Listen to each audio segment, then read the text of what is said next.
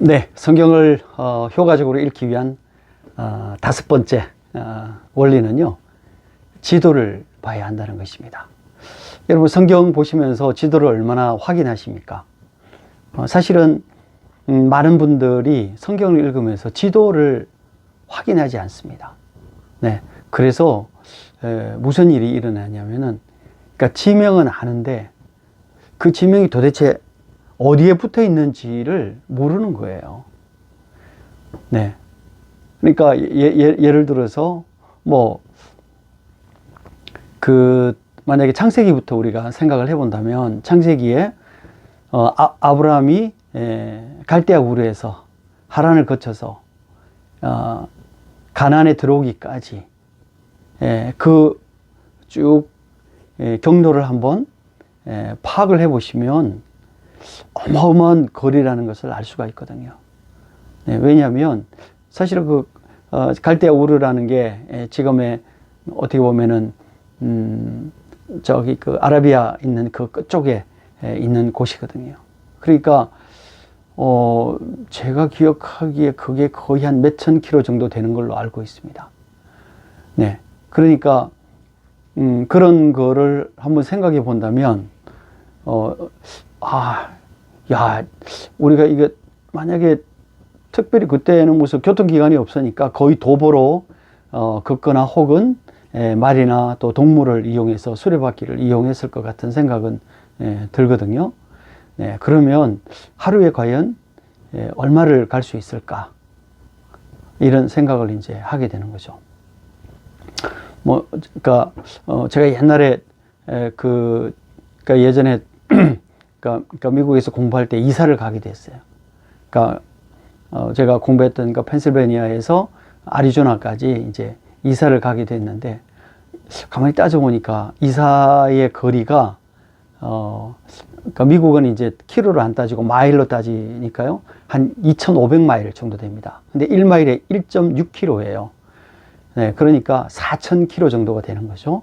네, 그래서 제가 이제 고민을 했습니다. 이게 비행기를 짐을 붙이고 비행기를 타고 갈까? 아니면은 그냥 그러니까 여행 삼아 한번 뒤에 짐을 싣고 차를 가지고 가서 한번 가볼까? 이러다가 결국은 차를 가지고 한번 가보자.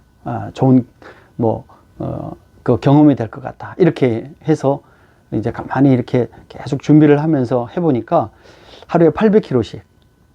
그러니까 아침에 7시에 일어나서 밥 먹고 8시에 출발해서 12시까지 400km. 12시에서 1시까지 밥 먹고 그 다음에 잠깐 쉬었다가 5시까지 400km. 네. 그러니까 하루에 계속 서울과 부산을 왔다 갔다 한 거죠. 왕복을 한 거죠. 그렇게 해서 닷새면 가겠더라고요. 그래서 제가 이제 한 일주일 정도 잡고 중간에 한 이틀은 이제 중간에 가다가 저희가 아는 그 지인집에 방문해서 쉬고 그 다음에 거의 한 일주일 만에 정확하게 도착을 한 적이 있습니다. 근데 다니면서 사실 굉장히 힘들었지만 또 즐거웠죠. 지금도 상당히 시간이 지났는데 지금도 그 얘기하는 거 보면은 아마 그때 그 상당히 성취가 있었던 것 같은 생각이 들거든요. 근데 그거하고는 또 다르잖아요. 네, 그러니까 기본적으로 갈대아 우르가 어디에 있는지, 하란이 어디에 있는지, 그 다음에 가나안하고 이렇게 전체를 놓고 보는 거죠. 그 다음에 이제 또 우리가 거기에서 구약에서 또 볼 수 있는 것은 뭡니까? 출애굽이잖아요. 그러니까 출애굽의 여정이 어떻게 됐는가? 처음에 원래에 가려고 했던 그 킹스웨이 해안을 길을 따라서 갔으면은 금방 갔겠죠. 네, 그런데 하나님께서 뭐라고 말씀하십니까? 그들이 금방 또 쫓아올 것이다. 네, 그러니까 어디로 갔습니까? 홍해를 건너서 갔잖아요. 그러니까 홍해를 건너서 큰 광야를 지나서 그 다음에 가데스 바네아로 갔다가 다시 돌아서 모압과 암몬과 그 길로 해서 요단에서 건너서 그 여리고 있는 쪽으로 들어가게 됐잖아요. 네, 여러분 그거를 한번 지도를 따라서 쭉 보면 이스라엘 백성들이 그 광야에서 지낸 38년간의 기간을 우리가 확인해 보게 되는 거죠. 그럼 도대체 모세가 죽었다는 느보산은 어디에 있는가? 한번 생각해 보게 되는 거죠. 네. 그래서 그런 지도를 그려가면서 보는 것은 굉장히 유익합니다. 예. 그 다음에 그 이스라엘 백성들이 땅을 차지했던 12지파는 도대체 어디쯤에 있는가? 각 지파들이 어느 쪽을 차지하고 있는가? 예. 동쪽에 2지파 반, 서쪽에 9지파 반. 이건 각각 그 위에 있는 갈릴리 호수를 중심으로 해서 밑에 사해까지 해서 어떻게 분포되어져 있는가? 그 다음에 그 땅이 어느 정도 큰가? 그러니까 이런 것들을 확인하는 것은 굉장히 중요한 일입니다. 근데 대부분은 우리가 지파 이름은 다 못 외워도 그래도 알고 있는데 도대체 그 지파가 어디에 있는지, 단이 어디에 있는지. 우리가 보통 성경에서 단에서 그 맨 위의 지역을 우리가 부를 때에 단이라고 부르거든요. 그 다음에 또 맨 밑에 이제 지역을 또 제가 갑자기 생각이 안 나는데 이제 부엘세바까지 죄송합니다. 부엘세바까지 단에서 부엘세바라는 의미는 뭡니까? 마치 우리나라에서 백두에서 한라까지라는 그런 의미거든요. 네, 그러니까 그 단은 도대체 어디에 있는가? 맨 위에 있겠죠. 그 부엘셀바는 맨 밑에 있겠죠. 네, 애굽으로 내려가는 마지막 마을이 부엘셀바란 말이에요. 네, 그러니까 그런 거를 생각해 보면 그 길이가 어느 정도일까? 제가 기억하기는 한 400km 정도 되는 걸로 알고 있는데요. 네, 그런 거 해서 또 한 몇 킬로나 되는지 인터넷 통해서 한번 확인해 보는 것도 성경을 읽어가면서 굉장히 재미있고 그 내용들을 좀 더 자세하게 파악할 수 있는 길입니다. 또 우리가 지도를 보면 등고선이 있어요. 네, 등고선이 있죠. 등고선이 촘촘하게 있다는 얘기는 뭡니까? 길이 가파르다는 얘기죠. 네, 그렇죠. 네, 그 다음에 밑으로 내려가면서 등고선이 상당히 넓어지면서 간격이 넓어지면서 푸른색을 띠고 있다. 고동색을 띠고 있다면 광야라는 얘기죠. 뭐가 아무것도 없는 데죠. 사실은 그 예루살렘이 그게 있지 않습니까? 상당히 높은 지역에. 그래서 천연 요새라고 얘기를 하지 않습니까? 그 다음에 밑으로 서해안으로 내려갈수록 등고선의 넓이가 넓어지고 초록색을 띠고 있단 말이죠. 지도를 보면. 거기는 결국은 뭐겠습니까? 그럼 그쪽에는 농사를 지을 수 있는 뭔가 훨씬 더 좋은 환경을 갖고 있는 곳이다. 또 동쪽에서 이렇게 보면 사해를 보면 우리가 sea 레벨로 보면 마이너스예요. 마이너스 한 200 정도 이렇게 되는 거죠. 그러니까 여리고에서 그 예루살렘까지가 거리가 거의 한 우리가 등고선으로 쳐서 sea 레벨로 한 1000m 정도 그러니까 한 1km 정도 된다는 거죠. 그러니까 여리고에서 예루살렘까지 갈 때는 항상 뭐라 그런다? 올라간다. 이렇게 내려가죠. 그럼 위에서 이렇게 갈 때는 어떻게 가겠습니까? 내려간다. 이렇게 기록을 하겠죠. 그죠? 네. 그러니까 이런 것들이 우리가 지도를 보면서 우리가 성경을 읽을 때에 상당히 입체적으로 읽을 수 있는 좋은 방법이라는 거예요. 네. 그것뿐이겠습니까?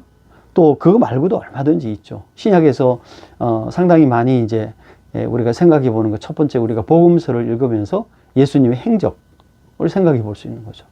우리가 공간 복음에서는 마테마가 누가에서는 지리적으로 나타나 있어요. 그러니까 예루살렘 사역, 또 예루살렘에서 그쪽에 있는 갈릴리 사역, 그 다음에 갈릴리에서 예루살렘으로 가는 그 길, 우리가 노상 사역, journey to 예루살렘. 그런데 그 노상 사역. 그 다음에는 이제 예루살렘 사역. 이렇게 세 부분으로 나눈단 말이죠. 그러니까 세 부분으로 나눌 때에 우리가 전체적으로 볼 때에 지도를 통해서 확인해 볼 수가 있는 거죠. 네. 그 다음에 요한복음 같은 경우는 조금 왔다 갔다 하거든요. 왔다 갔다 하면서 요한복음을 토대로 해서 우리가 예수님이 공생애를 한 3년 내지는 한 3년 반 정도 하셨다. 왜냐하면 거기에 유월절을 중심으로 해서 그렇다는 거죠. 그러니까 예수님께서 가면서 사마리아로 가시는 길, 그래서 다양한 그 사역의 내용들을 우리가 확인해 볼 수 있는 것이죠. 지명을 통해서. 네. 그러니까 이런 것들이 굉장히 중요하죠. 또 하나 이제 우리가 빼놓을 수 없는 게 뭐겠습니까? 사도행전을 통해서 나타나는 사도 바울의 그 선교 여행이죠. 사도 바울의 선교 여행, 1차, 2차, 3차 선교 여행. 그러니까 1차 선교 여행은 어디로 갔습니까? 그 안디옥에서 중심으로 해서 그쪽에 있는 헬라직은 아니고 소아시아 중심으로 그게 이제 가게 된 거죠. 네. 그 다음에 2차 전도 여행은 그래서 배를 통해서 갔지만 2차 전도 여행은 다소 지역을 통해서 소아시아 저 위쪽으로 가려고 했던 거죠. 그러다가 2차 전도 여행 때 하나님께서 그 아시아 위쪽으로 못 가게 하시고 어디로 부르셨습니까? 마게도냐로 부르셨죠. 그러니까 지금 우리가 생각할 때에 그 터키죠.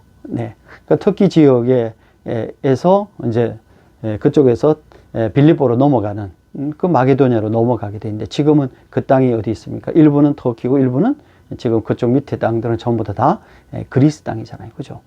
그래서 그 그리스 땅에 통해서 터키와 그리스 사이에 있는 그 에게해를 중심으로 해서 5개 우리가 지역에서 교회를 개척한 거죠. 빌립보라든지 그 다음에 데살로니카라든지 아덴이라든지 그 다음에 맨 밑에 있는 고린도 뭐 이렇게 해서 5개를 개척한 것을 우리가 볼 수 있는 것이죠.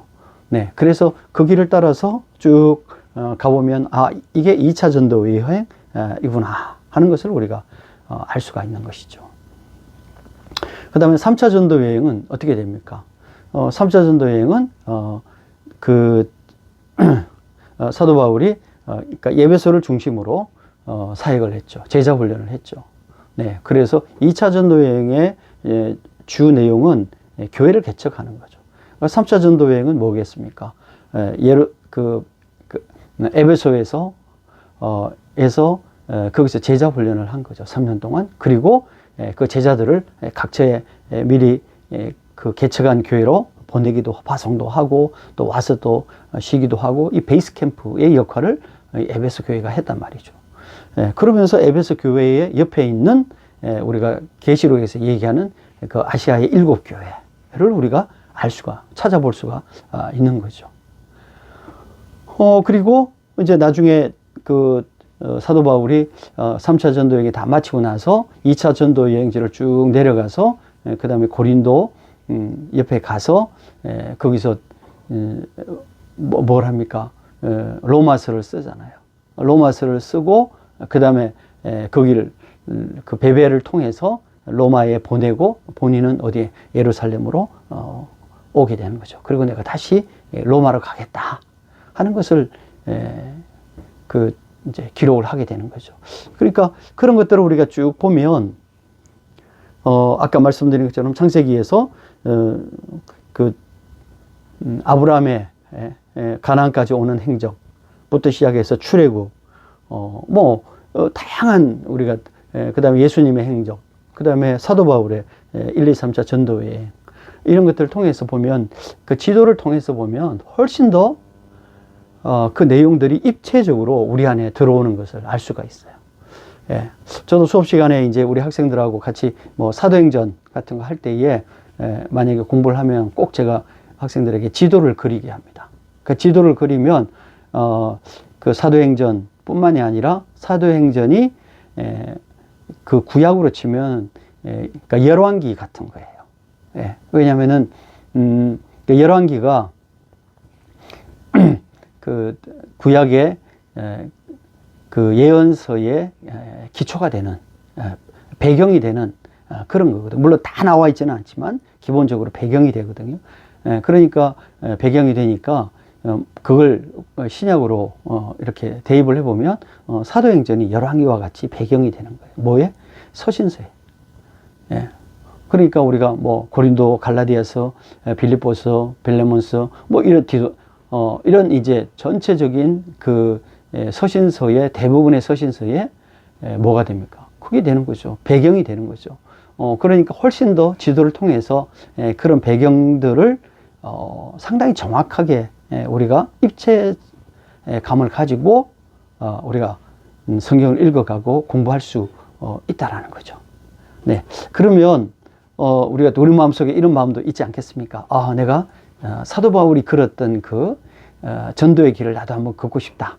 아니면 예루살렘 예수님께서 사역했던 예루살렘에 가서 나도 한번 그곳을 갈릴리와 그 다음에 그 주변에 있는 베들레헴과 예루살렘 그런 데를 한번 내가 정말 내 눈으로 가서 확인해 보고 싶다. 이러면은 우리가 또 조금 시간을 내고 해서 또 성지순례도 가볼 수 있게 되는 것이고요.